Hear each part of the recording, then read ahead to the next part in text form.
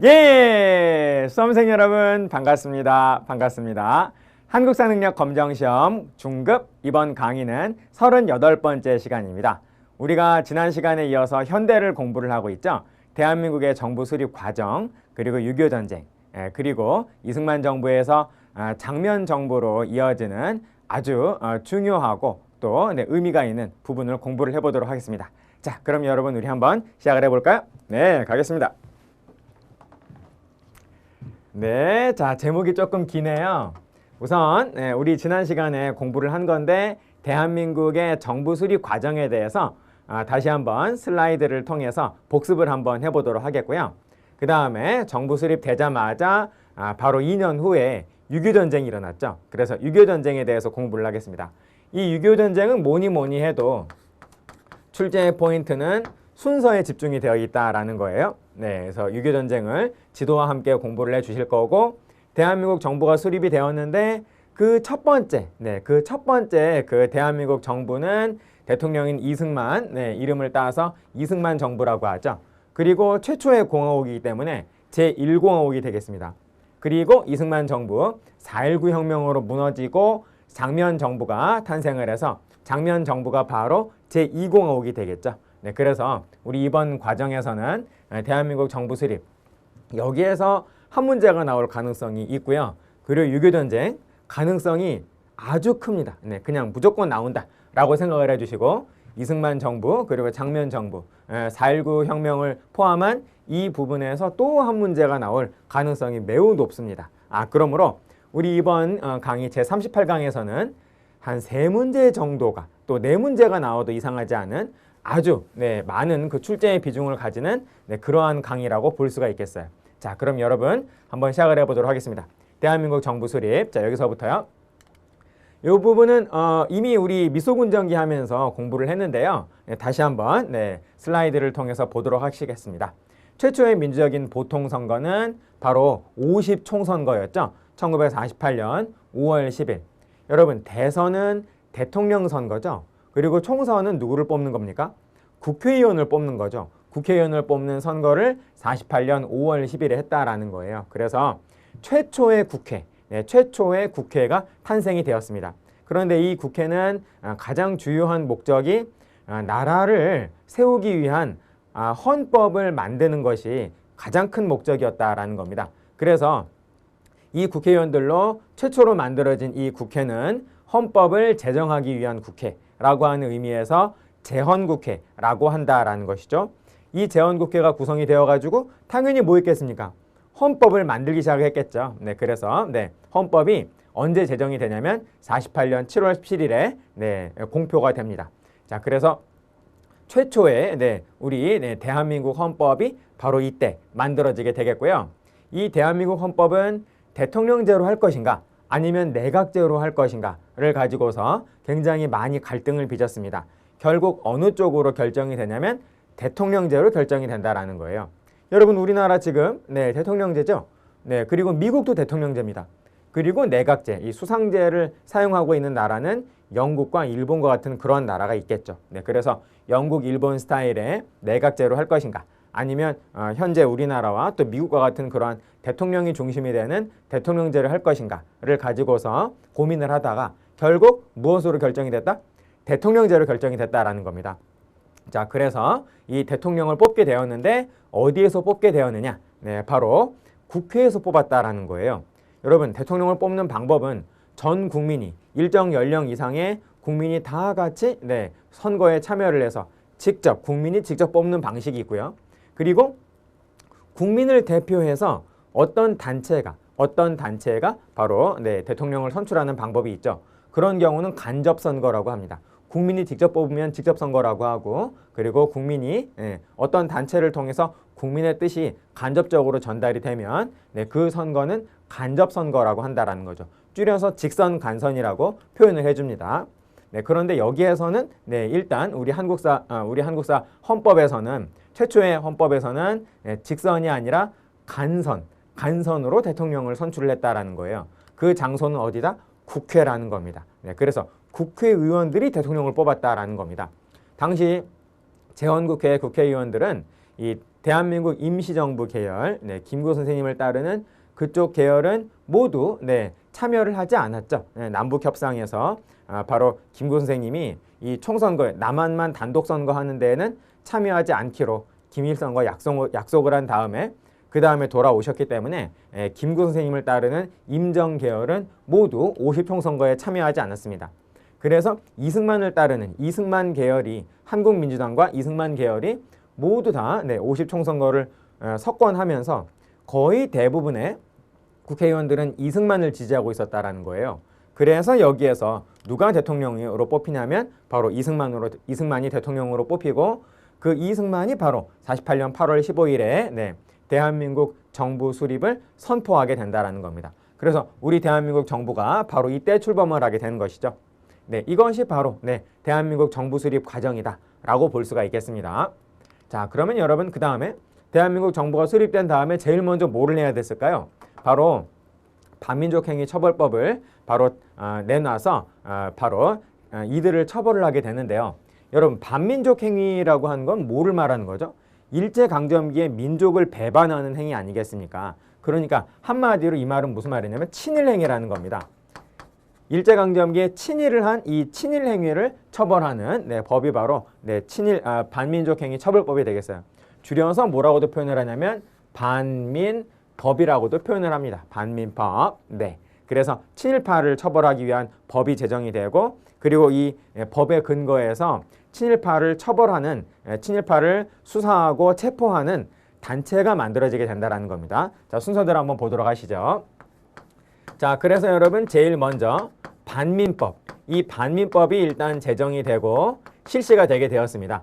그래서 그 이후에 여기에 근거해서 반민특위가 바로 구성이 되었다라는 거예요. 친일 행위를 하지 않은 일제강점기에 친일 행위를 하지 않은 국회의원 10명을 중심으로 해서 반민특위가 구성이 됩니다. 그래서 친일파들을 일제강점기에 친일 행위를 했었던 친일파들을 정말 많이 체포하게 된다는 겁니다.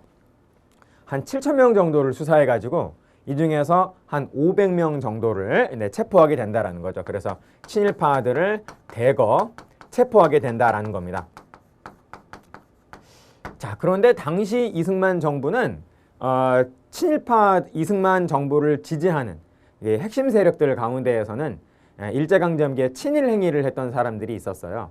그러므로 이승만 정부의 입장에서는 바로 이러한 친일파들을 좀 더 적극적으로 강하게 광범위하게 체포를 하면 할수록 자신들의 입지는 불리해지는 그런 상황이었다라는 겁니다. 그래서 이승만 대통령이 나서서 이 친일파를 처리하는 데 대해서 굉장히 부정적인 입장을 표명을 하게 된다는 겁니다. 그래서 여러분 이승만이 담화문을 내놔요. 이승만 담화문, 그게 그 다음이다라는 거죠. 이승만 담화문을 통해서 지금 우리한테 보다 더 시급한 것은 공산주의와 싸우는 것이지 과거의 친일파를 처리하는 것이 아니다 라고 하는 그러한 담화문을 발표한다라는 거예요. 그래서 이제 우리한테 더욱더 중요한 것은 반공이지 반일이 아니다. 이런 핵심을 가지는 담화문을 발표를 한다라는 겁니다. 이승만이요. 그래서 대통령인 이승만을 중심으로 한 이승만 정부가 이 친일파 처리에 대해서 매우 부정적이고 소극적이다라고 한 거를 모두가 이제 알게 됐습니다. 아예 그냥 공개적으로 이런 어떤 담화문을 발표를 했다라는 거예요. 그러자 여기에 이제 친일파들이 반격을 하게 됩니다. 그래서 이 반민특위를 공격을 하게 된다라는 거예요. 그래서 반민특위를 공격을 하는 반민특위 사건을 일으키게 된다라는 겁니다. 당시 경찰들은 이 친일 경찰들이 되게 많았어요. 일제강점기에 일본 조선총독부 아래에서 바로 경찰을 하던 사람들이 다시 경찰이 된 사람들이 많았다라는 겁니다. 이승만 정부 때. 그래서 이 경찰들이 과거 친일 경찰들이 반민특위를 습격을 해가지고 이 반민특위의 구성원들을 전부 다 잡아가 버립니다.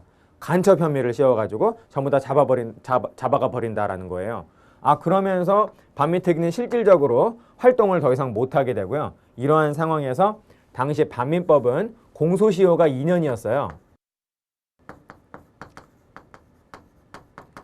자, 이 말은 무슨 말이냐면 공소는 재판이라는 겁니다.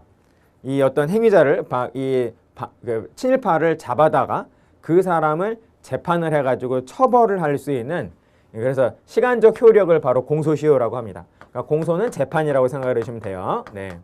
그 사람을 잡아다가 바로 처벌할 수 있는 시간적 효력이 당시 반민법은 2년이었다라는 겁니다. 그런데 이 시간적 효력을 공소시효를 1년으로 단축하고 맙니다. 그런데 이때 거의 1년이 다 돼가고 있는 시점이었는데 1년으로 단축을 하게 되니까 불과 며칠 후에 바로 시효가 만료가 되면서 이제는 잡아들인 사람마저도 처벌을 못하는 그런 어떤 법이 된다라는 거예요. 그래서 반민법은 효력을 잃게 되면서 체포했던 모든 친일파들을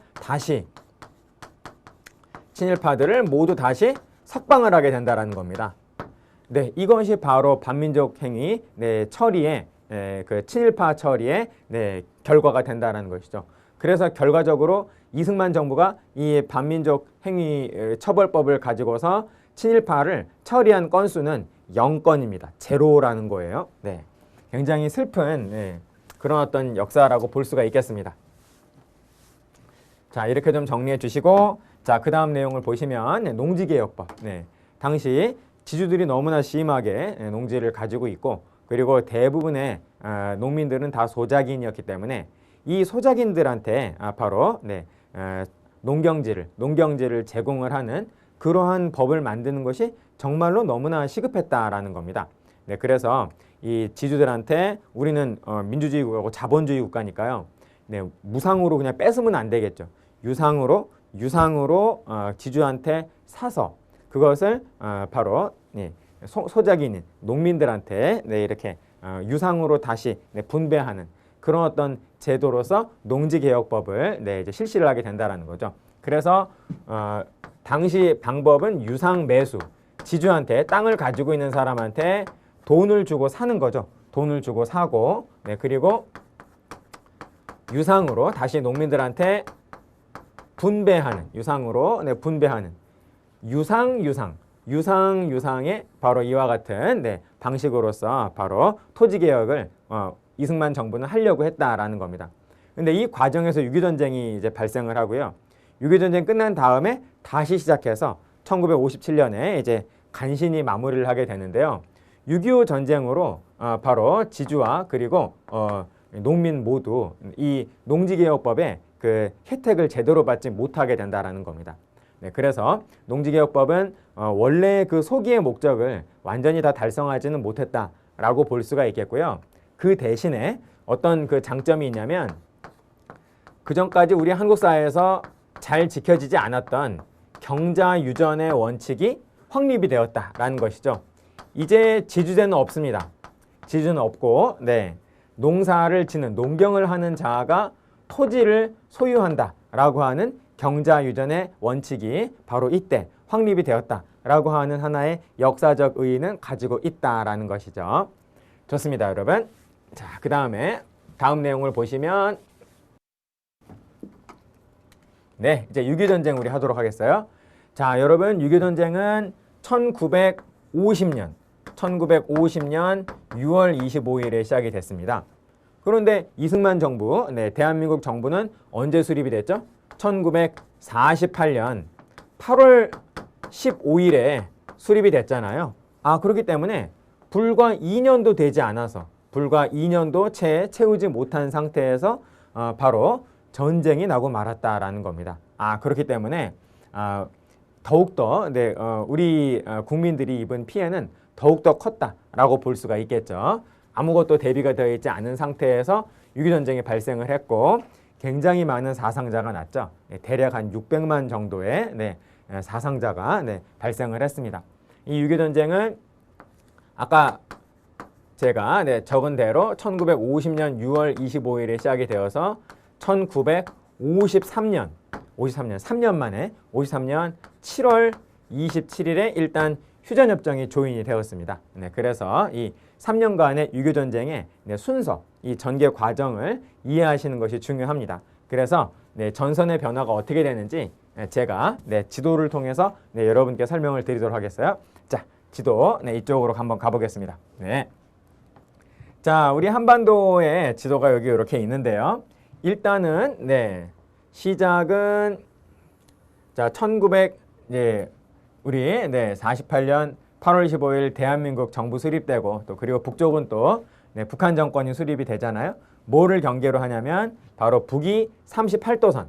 북위 38도선을 기준으로 해서 여기를 기준으로 해서 북쪽은 북한 정권 그리고 남쪽은 우리 대한민국 정부가 이렇게 있었다라는 겁니다. 그런데 북한이 6월 25일 새벽에 1950년 6월 25일 새벽에 바로 38선을 넘어서 남침을 해온 거죠. 남침을.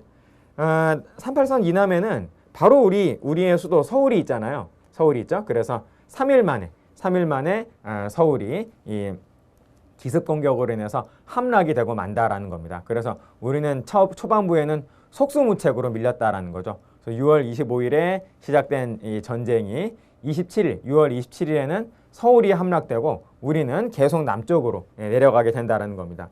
그래서 어디까지 후퇴하게 되냐면 대략적으로 여기까지 이만큼까지 다 뺏기게 된다는 거예요. 그래서 요게 첫 번째 1번입니다. 요게 1번이고 두 번째 2번. 2번까지 전부 다 뺏기게 된다. 그래서 처음에는 이 북한 인민군이 우리 남한의 거의 대부분의 영토를 전부 다 차지하게 된다는 겁니다. 그래서 우리는 여기가 낙동강 지역이잖아요. 낙동강 방어선을 중심으로 해서 간신히 막았다라는 겁니다. 간신히 막고 있었는데 이때 바로 유엔군이 바로 인천 상륙작전을 성공을 하면서 메가더의 인천 상륙작전이 바로 여기에서 성공을 거두면서 우리는 반격을 하게 되는 거죠. 인천 상륙작전 성공으로 인해서 이 북한의 이 보급을 차단을 하고 뒤에서 기습을 하게 되니까요. 북한 인민군은 여기까지 와서 막 이렇게 낙동강 방어선 지역에서 공격을 하다가 다시 인천 상륙작전의 이후에 다시 후퇴하게 된다는 겁니다.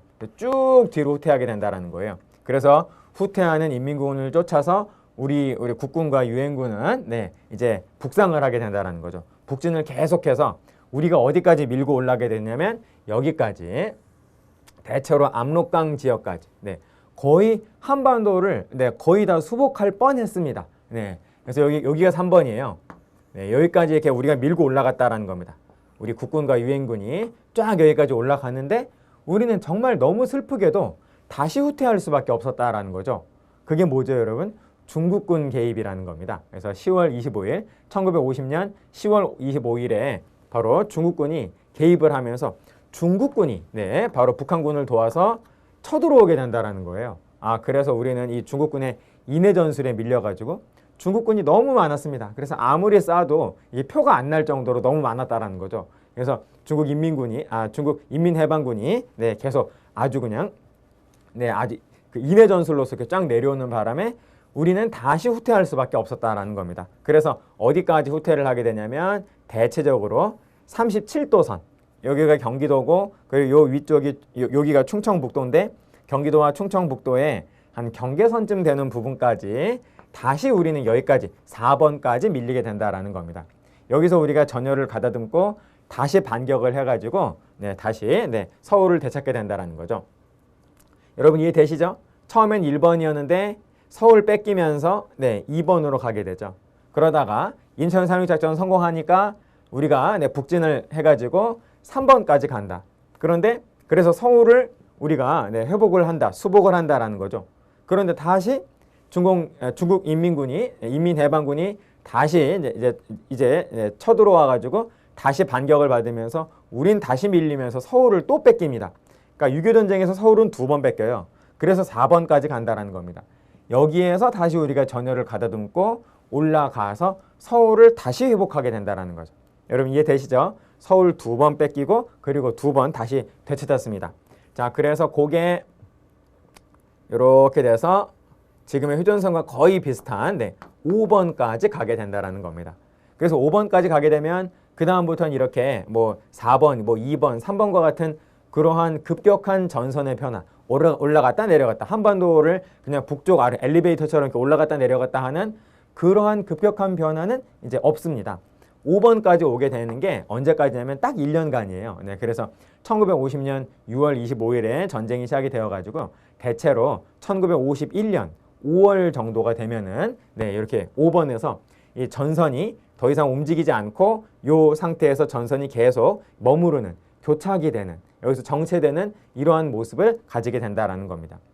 그래서 이 전선을 중심으로 해서 이 부근에서 아주 치열한 전쟁이 2년 동안 전투가 아주 치열한 전투가 2년 동안 지속이 되는 그러한 상태에서 우리는 네, 바로 우리 유엔군은 이 북한 쪽과 북한군 그리고 중국군과 휴전협정을 회담을 하게 되는 것이죠. 그래서 이 2년간의 아주 길고 길었던 휴전회담 끝에 네, 결국 우리는 네, 휴전회담에 결국 성공을 해가지고 휴전협정에 조인을 하게 된다라는 겁니다.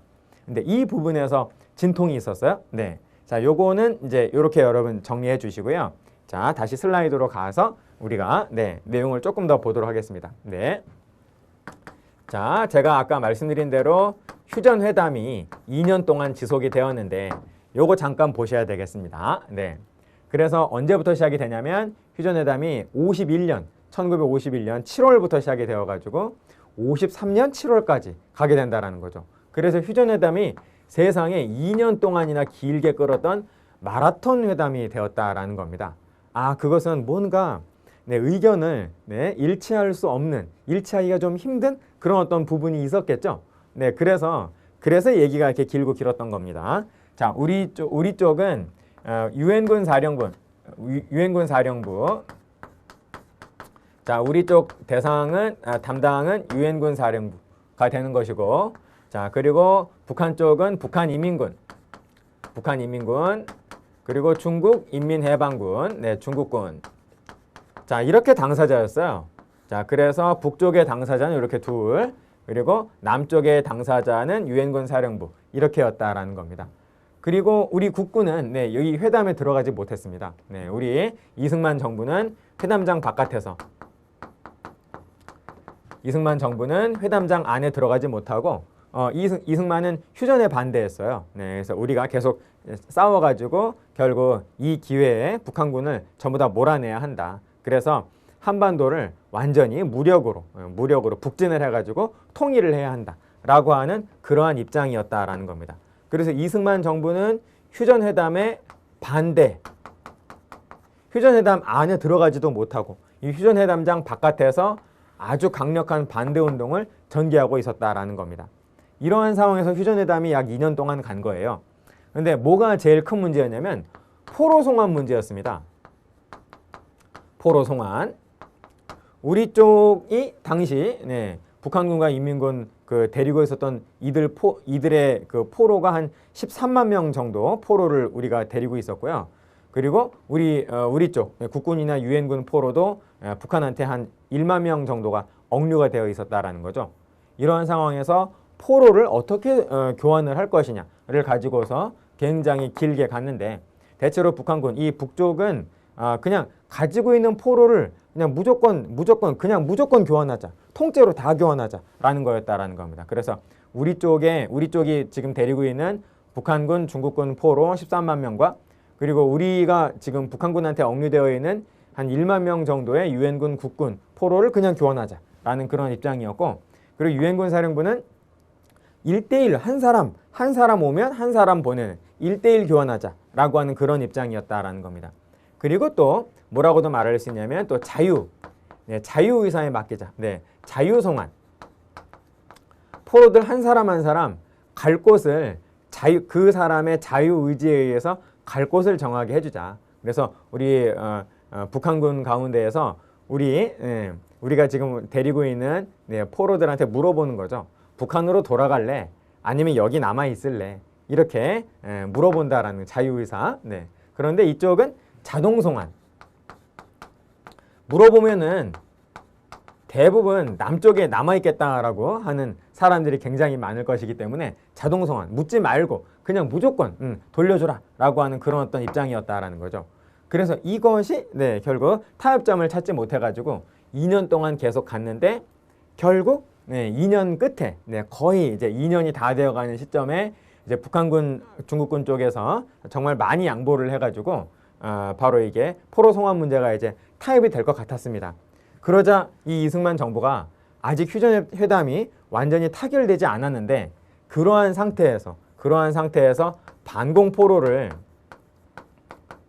당시 거제도에 정말 많은 북한군 포로가 수용되고 있었는데요. 그 북한군 포로한테 반공 의사를 가지는 포로는 지금 석방시켜주겠다라고 하니까 모두가 다 반공서약을 쓰면서 나와버렸다라는 거죠. 그래서 반공포로를 석방을 시켜주게 되었다라는 겁니다. 그러자 요거는 이거는 반칙이 되는 거죠. 아직 회담이 완전히 뭔가 이제 결론이 나기 전에 먼저 이렇게 행동부터 해버렸다라는 겁니다. 그러자 이제 유엔군 사령부, 이 유엔군 쪽이 정말 깜짝 놀라게 되는 거죠. 그래서 이제 그만 좀 방해해라라고 제의를 하면서 원하는 거를 얘기를 하라. 그러면은 우리가 그것을 들어주겠다. 그리고 더 이상 방해하지 말라라고 하는 그런 얘기가 오가게 돼요. 그래서 이승만 정부가 미군을 중심으로 한 이 유엔군한테 그냥 미국이라고 생각을 하시면 될 것 같습니다. 요구한 게 뭐였냐면 이렇게 얘기할 수 있어요. 이승만 정부는 계속 남아가지고 우리를 좀 보호해달라. 미군이 또 휴전회담 끝난 다음에 가버리면은 또 쳐들어올 거 아니냐. 그러니까 계속 남아서 보호해달라라고 하는 그런 요청하고요. 그리고 우리한테 본격적인 식량 원조를 해달라. 우리가 지금 모든 시설들이 다 파괴가 되어가지고 거의 우리 국민들이 굶고 있지 않느냐. 이대로 너희들이 그냥 가버리면은 우리는 그냥 굶어 죽는다. 계속 원조를 해달라라고 원조를 아주 강하게 해달라라고 하는 이 두 개를 이승만 정부가 제안을 하면서 이거를 들어주면 더 이상 방해하지 않겠다라고 했다라는 겁니다. 그래서 미국은 이 두 개를 들어줘요. 두 개를 들어주면서 이제 이승만 정부는 더 이상 방해하지 않게 되고 결국 2년 만에 결국 휴전회담이 결국 타결이 되게 되었다라는 겁니다. 그래서 그 이후에 이제 현재와 같은 상황까지 계속 이제 이렇게 진행이 된 것이죠. 이렇게 여러분 정리해 주시면 좋겠습니다. 자, 그러면 여러분 제가 설명드린 거를 바탕으로 해서 6.25 전쟁을 정리해 주시면 좋을 것 같고요. 다음 내용 보시겠습니다. 자, 이승만 정부 독재를 한번 보시겠어요? 이승만 정부는 1948년 8월 15일에 출범을 해가지고 12년 갑니다. 1960년 4.19 혁명으로 무너질 때까지 계속 가게 된다는 거예요. 자, 여러분 4.19 혁명 1960년이죠. 1960년. 이승만 정부가 시작된 것은 1948년 8월 15일. 이 12년 동안 이승만 정부는 독재를 일삼았다라는 겁니다. 민주적으로 잘했으면 좋겠는데 좋았을 텐데 계속 독재를 하니까 견디다 못한 국민들이 1960년 4월에 모두 다 같이 들고 일어나서 바로 3.1운동과 같은 거국적인 민족운동을 전개했다라는 거예요. 그래서 이승만 정부 타도를 외치면서 독재 정권 물러가라 라고 하는 그런 어떤 운동을 한 끝에 결국 성공합니다. 결국 성공을 해서 결국 우리는 성공했을 경우에는 혁명이라 그러잖아요. 그래서 이승만 정부는 바로 무너지고 이승만은 이제 미국으로 하와이로 망명을 해버리게 되는 거죠. 그러면서 이승만 정부는 무너지고 학생과 시민들이 4.19 혁명에서 바로 승리를 하게 된다는 겁니다. 그리고 이승만 정부 시대에 정부 독재 당시에 야당이었던 민주당이 바로 학생과 시민들의 추대를 받아서 새로운 정부, 두 번째 정부가 된다는 거죠. 그게 바로 장면 정부라는 겁니다. 이해되시죠, 여러분? 자, 이승만은 일단 그 독재를 하는 과정에서 헌법을 2번이나 바꿔요. 헌법은 국민들이 원하는, 국민들한테 보다 더 도움이 되는 방향으로 헌법을 바꿔야 되는 건데 헌법을 바꾸는 것을 독재의 수단으로 이용을 했다라는 겁니다. 독재를 좀 더 하기 위해서 체제를 유지를 하고 자신들의 독재를 계속 유지하면서 강화하기 위해서 바로 헌법을 2번이나 바꿨다라는 거예요. 자, 그래서 여러분 요거 간단히 한번 정리해 볼까요? 자, 1차 개헌. 여러분 재헌은 용어 정리 한번 해볼까요? 우리 공부한 겁니다. 헌법을 제정한다. 헌법을 제정한다. 이거를 두 글자로 바꾸면 재헌이 되겠죠? 재헌. 그러니까 국가가 존속되는 한 재헌, 헌법을 제정하는 것은 오직 한 번입니다. 그리고 헌법을 개정하는 것은 그 이후에 시대가 바뀌면서 네, 헌법이 그 시대에 맞지 않게 되면은 당연히 바꿀 수 있겠죠. 네, 헌법 개정은 두 글자로 하면 개헌이 된다라는 거예요. 헌법을 고치는 것을 개정이라고 하고 헌법을 개정한다. 요거를 두 글자로 개헌이라고 한다라는 거죠.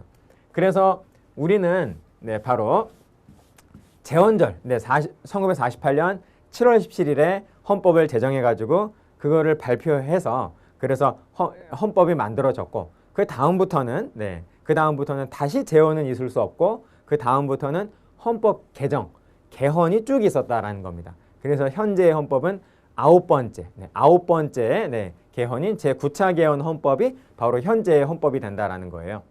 자, 그래서 1차 개헌과 2차 개헌이 요 두 개의 공통점은 이승만 정부의 그 독재를 계속 유지하기 위한 그런 어떤 개헌이었다라는 것입니다. 자, 1차 개헌은 당시 이랬어요. 요거는 1952년인데 다음번 대통령 선거를 또 하게 되었습니다. 당시 대통령은 임기가 4년이었어요. 여러분 지금은 대통령 임기는 5년이죠. 네, 그런데 당시 헌법은 임기가 4년이었다라는 겁니다. 그래서 바로 대통령 선거를 앞두고 대통령에 다시 한번 이승만이 당선되기 위해서 헌법을 바꿨다라는 것이죠. 당시 그 헌법은 당시 제헌 헌법은 대통령을 국민이 뽑는 게 아니라 국회에서 간접 선거를 통해서 간선을 통해서 대통령을 뽑았죠. 그런데 이 무렵이 되면은 이승만 국회 내에서 이승만을 지지하는 사람이 국회의원이 아주 극소수가 된다라는 겁니다. 그래서 국회에서 대통령 선거를 원래대로 하게 되면은 절대 이승만이 대통령으로 당선될 수가 없었다라는 거예요. 그래서 국회 간선을 직선으로 바꾸자. 즉 국민들이 직접 뽑게 하자. 그러면 자기가 국민들의 그 자신에 대한 인지도가 있으니까 국민들이 자신을 많이 뽑아서 또 당선이 되니까요. 직선으로 바꾸자라고 하는 그러한 개헌안을 내놓고 이것을 거의 강압적으로 통과를 시키게 된다라는 겁니다. 그래서 직선을 통해서 국민들이 이승만을 다시 대통령으로 뽑아줘요. 그래서 이승만이 다시 대통령을 하게 된다라는 겁니다. 자, 그런데 2차 개헌은 또 뭐냐면은 그래서 한 번 더해서 이승만 대통령은 재선 대통령이 되었어요. 초선, 그 다음에 재선. 그래서 당시 헌법은 재선까지는 대통령이 가능한데 3선, 한 번 더 대통령을 하는 것은 불가능했다라는 겁니다. 그래서 이승만 대통령이 한 번 더 하기 위해서 한 번 더 하려고 바로 중임 제한을 없애는 초대 대통령에 한해서는 이런 어떤 그 제한을 하지 않는다라고 하는 그런 어떤 핵심을 가지는 한 번 더 대통령이 되기 위해서 한 번 더 개헌을 했다라는 겁니다. 그래서 이것은 바로 이승만의 결과적으로 이승만의 3선 출마 그리고 3선 당선 이것을 가능하게 만드는 헌법이었다라는 거예요. 그래서 이렇게 두 개는 바로 이승만 정부가 독재를 강화하기 위한 헌법이었다라고 볼 수가 있다라는 겁니다.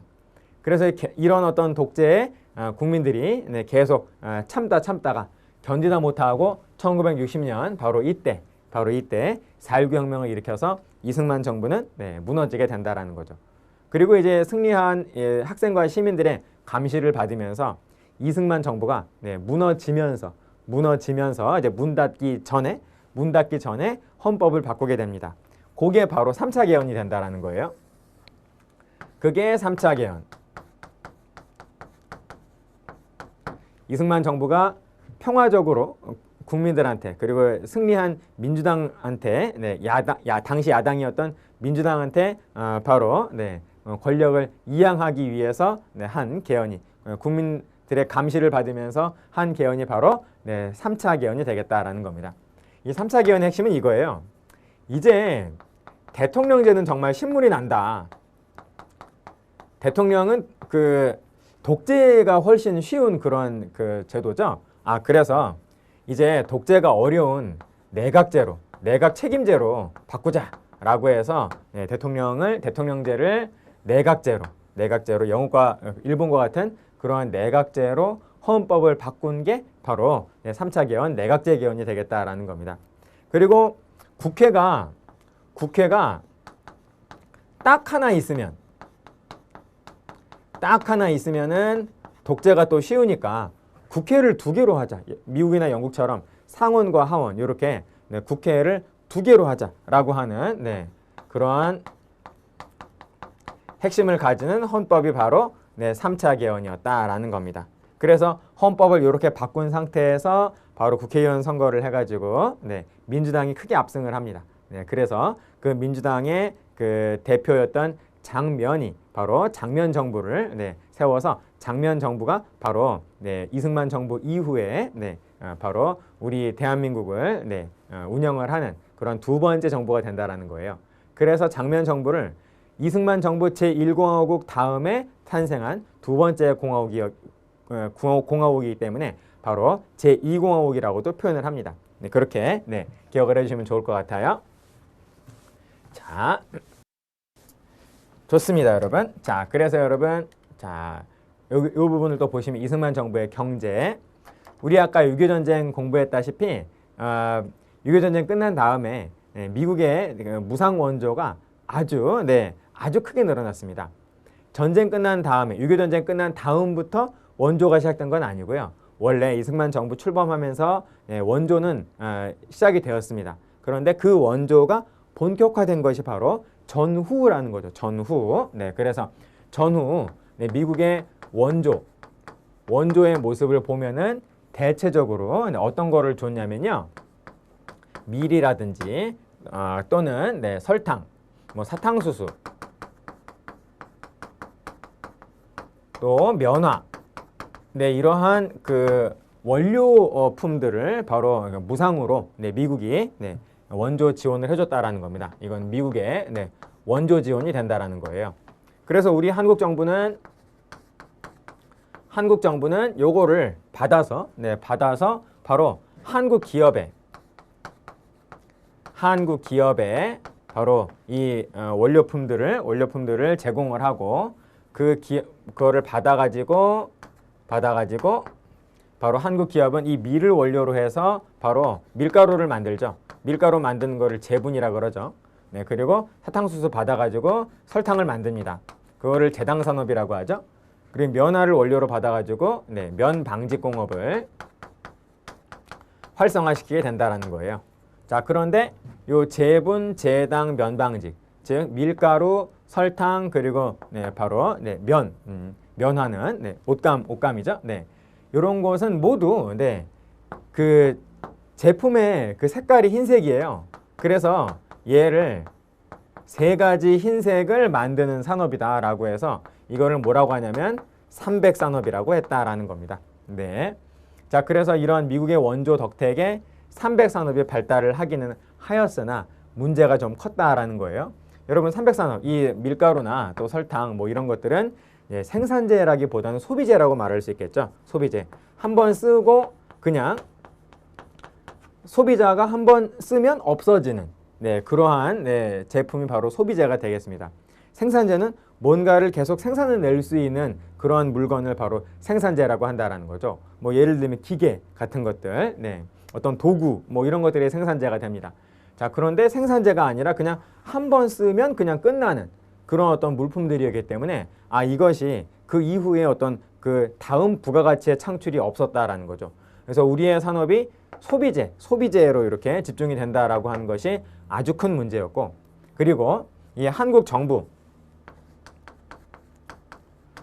미국으로부터 이런 것들을 받아가지고 한국 기업을 선정하는 과정에서 이게 한국 기업의 입장에서는 선정이 되면 아주 큰 이익을 보거든요. 원료가 공짜고, 그리고 계속 이 산업이 진행되는 동안에는 한국 정부가 망하지 않게 그 기업을 계속 보호해 준다라는 겁니다.